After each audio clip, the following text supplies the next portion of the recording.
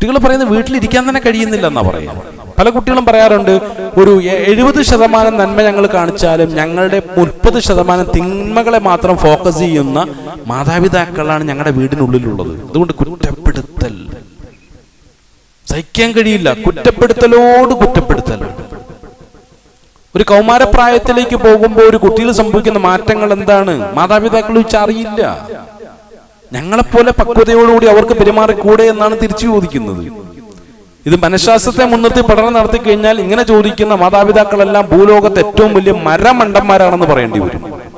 റസൂലുള്ളാഹി സ്വല്ലല്ലാഹു അലൈഹി വസല്ലം ഹദീസ്, വിശുദ്ധ ഖുർആന്റെ ആശയങ്ങൾ, ഇന്ന് നമ്മൾ എത്തിപ്പെട്ടിട്ടുള്ള മനഃശാസ്ത്രത്തിന്റെ ഏറ്റവും ആധുനികമായിട്ടുള്ള പഠനങ്ങൾ പറയുന്നത് ഇങ്ങനെ കുറ്റപ്പെടുത്തുകയും ഇങ്ങനെ മക്കളെ ആ മസ്കനിൽ നിന്നും പുറത്താക്കുകയും മസ്കനെ മസ്കനല്ലാതെ ഒരു ഭീകരമായ അന്തരീക്ഷമാക്കിക്കൊണ്ടിരിക്കുന്ന ഇത്തരം മാതാപിതാക്കൾ ലോകത്തെ ഏറ്റവും വലിയ മണ്ടന്മാരും കുറ്റവാളികളും ളാലിമീങ്ങളുമാണ്, അതിക്രമകാരികളുമാണ് എന്നാണ് ഖുർആൻ പറയുന്നത്.